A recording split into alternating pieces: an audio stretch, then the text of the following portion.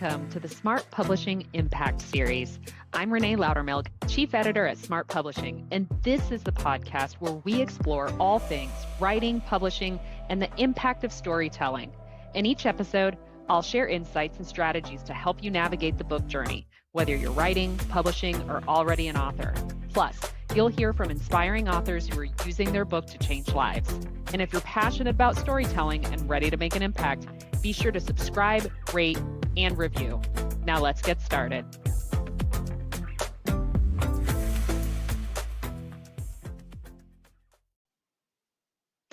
Hello and welcome to another episode of the Smart Publishing Impact Series. I am your host, Renée Lautermilch, and Chief Editor at Smart Publishing. And this is episode 50. I actually got one of those Facebook memories that came up on my Facebook the other day, and it was one of my previous episodes, but it was like a year ago, and so I'm like, wow, I've been doing this thing pretty consistently. I think I want to say maybe 3 to 8 episodes, somewhere around there is where most podcasts drop off. But I never went into this with the idea that like, oh, well, if I just don't have any listeners, I'm going to stop doing it. For me, it's more about a few things, being the reason that I started this podcast. The first is that I wanted to be able to have content that I could share with our authors who we're now referring to as our publishing partners. I wanted to have content that I could easily share with them because we get so many of the same questions that come up. I wanted to have resources that I could point them to. And a podcast was a really great format for that because you record it and then it's there for all time. It was also a really easy way for me to continue to do my blog because I simply transcribe these episodes and then turn them into a blog for our website. And I always want our website to be full of educational resources for our publishing partners and just for anybody who's out there trying to self-publish, write a book. We want to help people at the end of the day. And then, the benefit of that, from what I've found of having a podcast and of course having a blog, is that your content continues to get out there on the internet, out there in searchability, and actually helps, especially greatly over time, improve your SEO, your search engine optimization, which we just come up in search more often. So when people are searching for answers on things to do with writing or publishing, we're more likely to pop up, especially with a breadth of topics that we've covered, and where my instinct is to want to educate and help people along and whatever journey they're taking. That makes me more effective at doing that because I'm not effective at doing that if I don't get in front of anyone. And so I don't know how many people we get in front of these days on the podcast. I don't ever check like my rankings or my listens or anything like that. And maybe that's part of the trick. If you're ever thinking about starting a podcast or doing a podcast, don't ever look at that stuff, and then you won't have this like, well, why am I doing this, nobody's listening sort of reaction to it to discourage you from keeping going. So 50 is really great. I'm really excited about that. I originally had planned to do like a really fun episode for 50, but something just came up.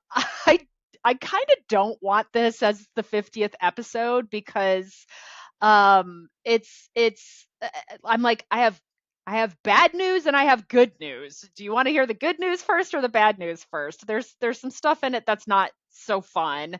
But there's a brighter side of things too. It may be a little bit of a controversial episode as well. I wanted to go a more fun route than this, but this just came up.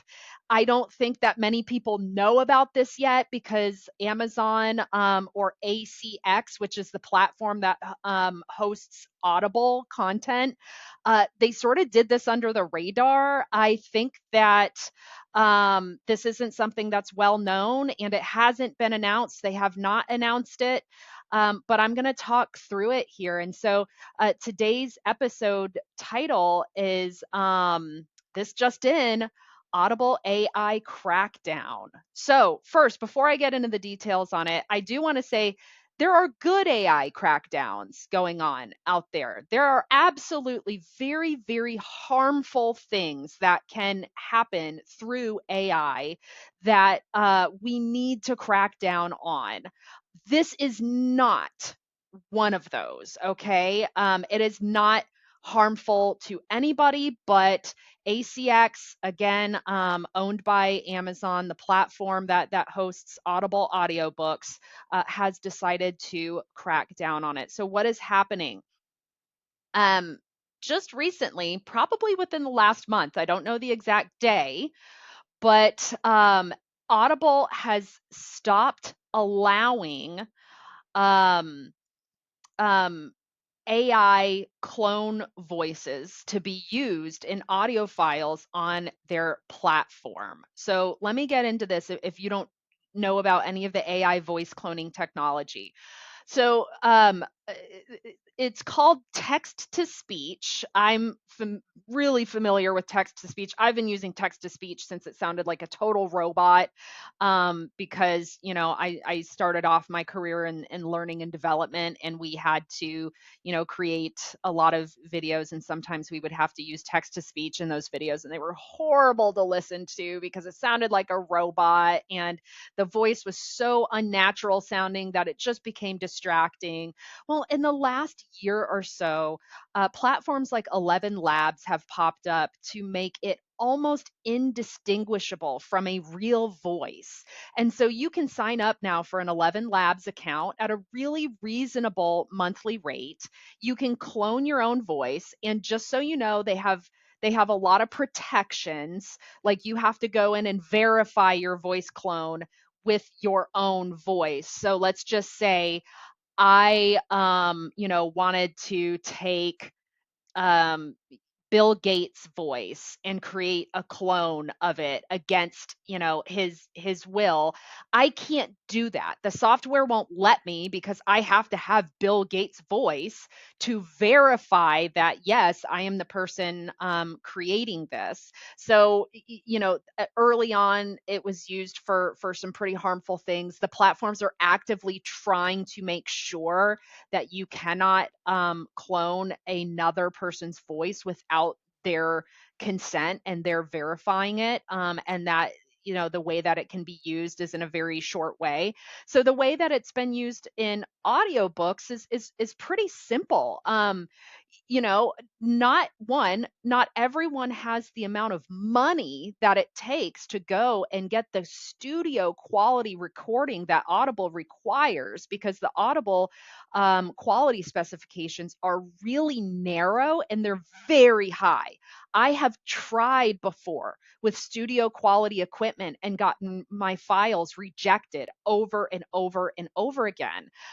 So when you look at going into a studio to record your audio, your audio for your audiobook, you're looking at like $9,000, $10,000. That's very restrictive just from a financial perspective. From a time perspective, a lot of the authors we work with are very busy people. They're running companies, they're running businesses, they've got families, they've got a lot going on. They don't have the time that it takes to sit that down and put hours and hours into this. Even when I was trying to do it from an audio recording perspective, I just remember being so stressed out, like, I don't have the time for this. But I want my audiobook out there in my voice because it's my book. And so it's important for me to have it read with my voice. Well, 11 Labs and other platforms like that have allowed authors to be able to get their audiobook onto platforms like Audible in a very cost effective way, and to not have to spend time that they don't have on doing it. So it's been a really, really, really, really great tool for audiobooks.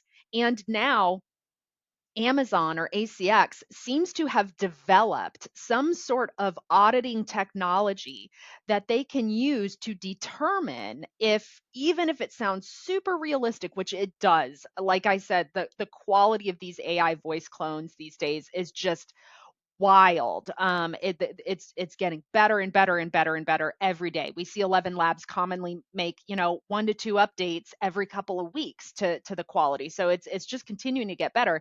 But still, whatever software that they're using, and they have to be using an auditing software because there's no way a human ear could pick up on this. Um, they are discovering and denying text to speech files.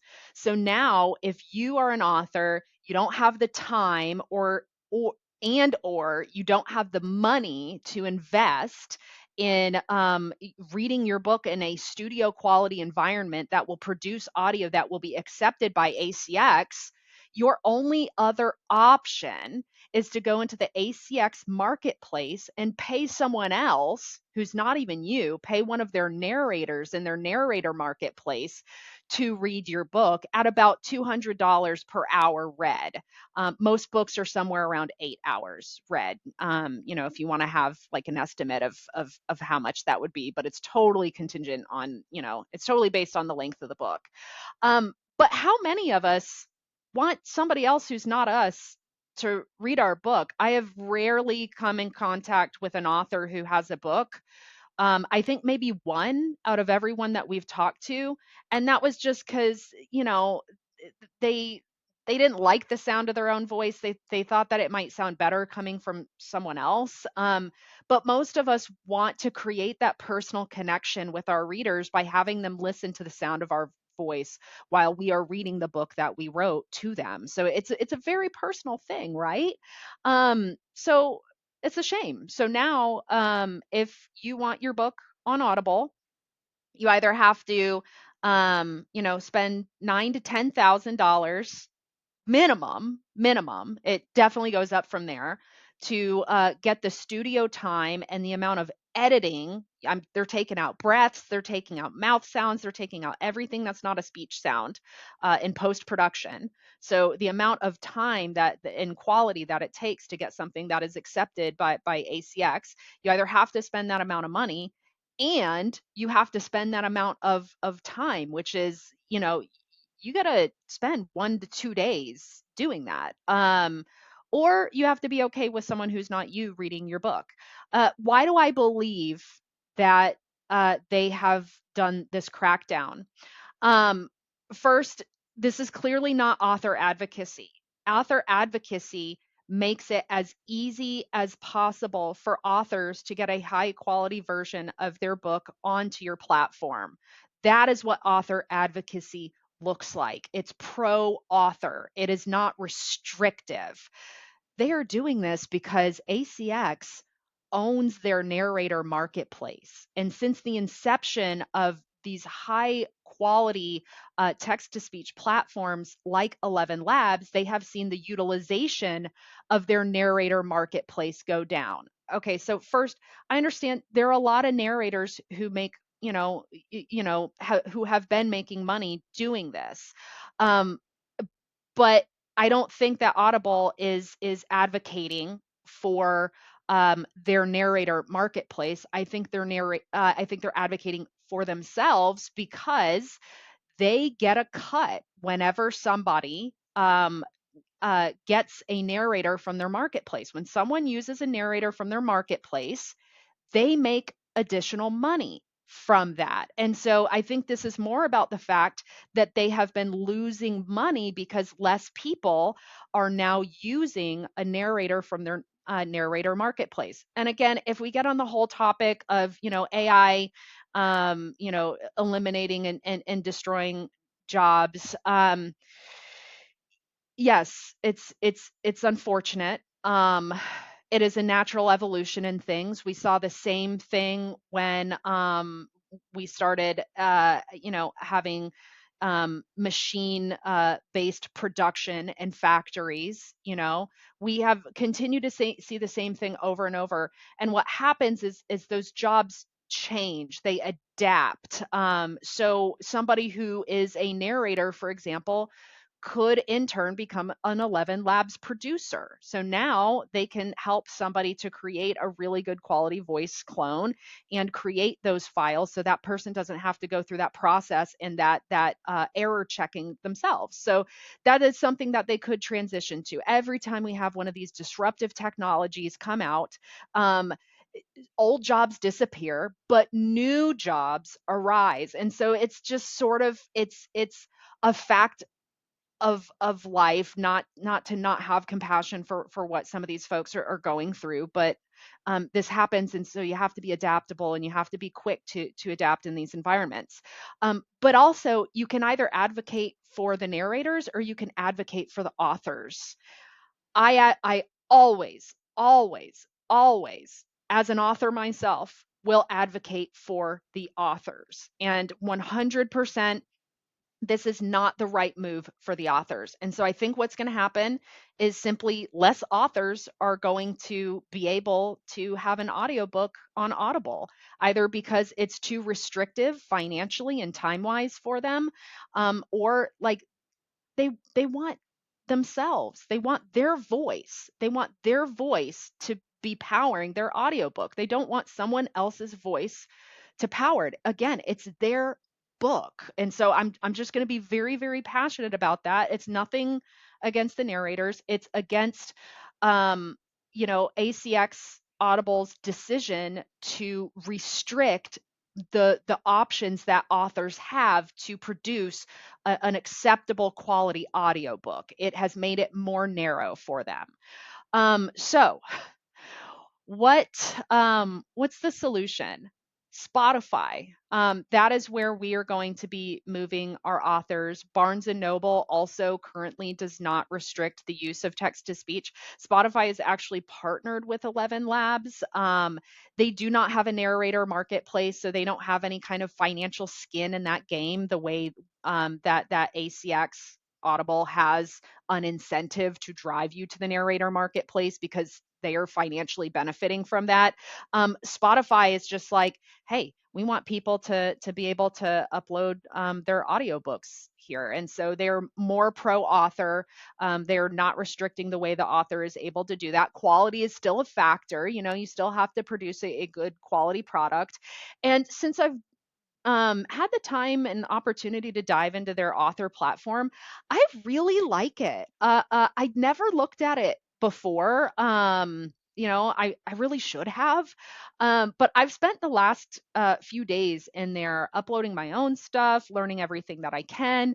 And, the first thing is the account. So, how does it compare to an ACX account for Audible versus a Spotify author account? So, if you're going to make an account, you have to search for Spotify for authors. That's what it's called. If you have a podcast, it's actually a different creator account entirely. So, you can't do any of it in there. I checked, I tried.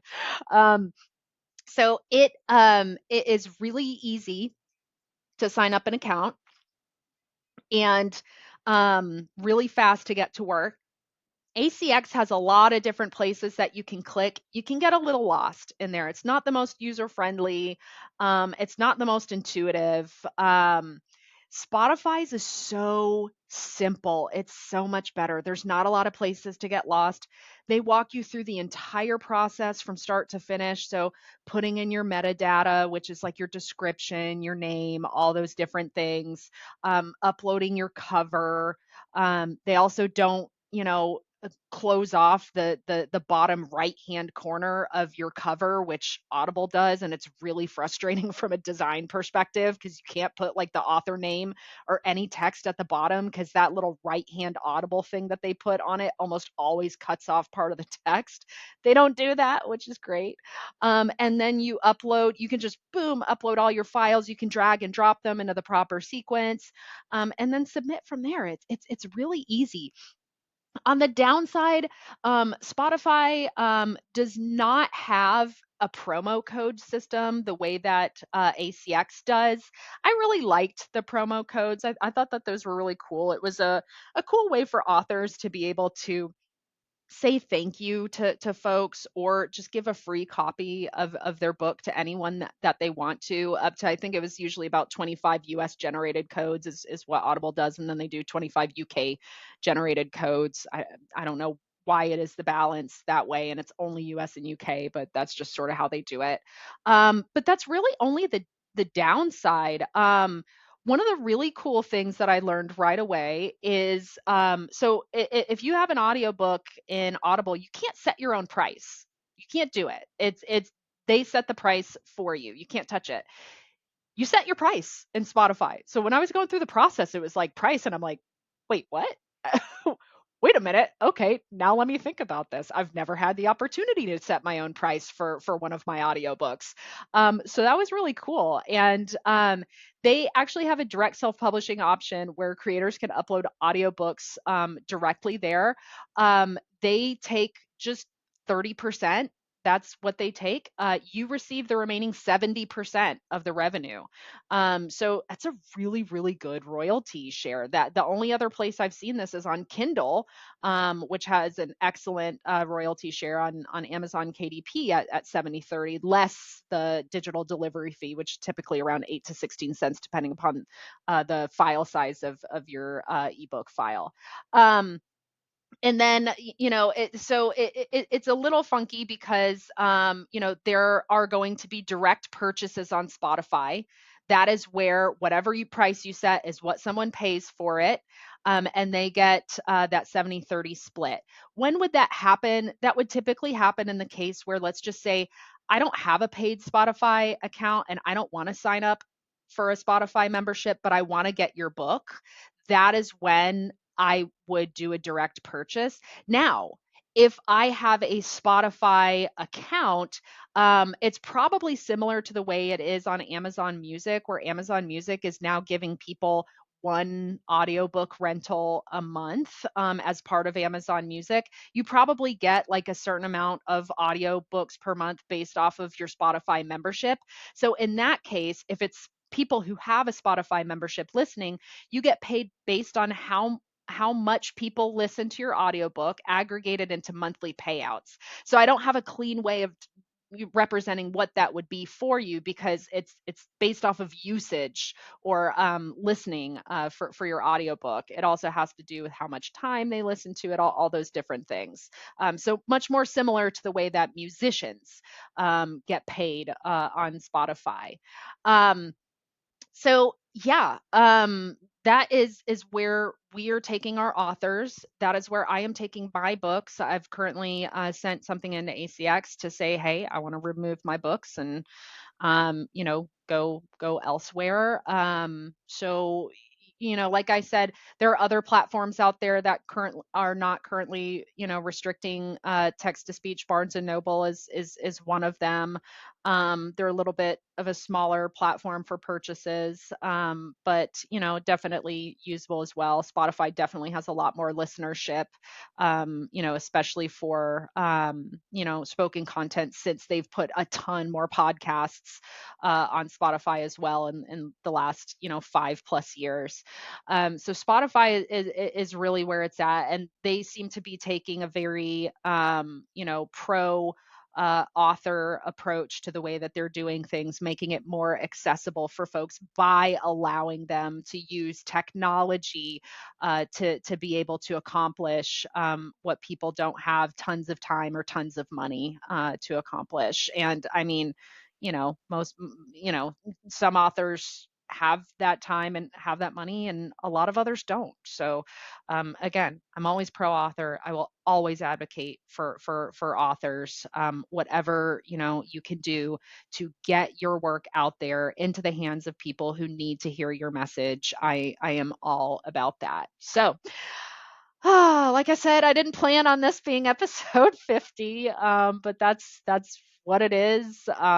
This just came ripping and roaring through here this week, and I had to cover it immediately. So if you have any questions about anything, always feel free to connect with me. You can find me at Renee, Renee, at smartpublishingservices.com if you want to send me an email. You can also find me on Facebook. It's the platform I'm on the most.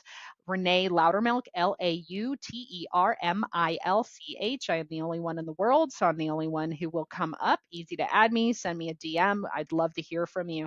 I also, like I said, have tons of educational content on our website at smartpublishingservices.com in the form of blogs, courses, all the things, downloadable resources. So, if there's anything else that you're looking for, definitely check it out. And if you don't already subscribe to this podcast, please hit that subscribe button right now. Subscribe. Tell somebody who you know is wanting to write a book or has written a book or is in the process of writing a book about it.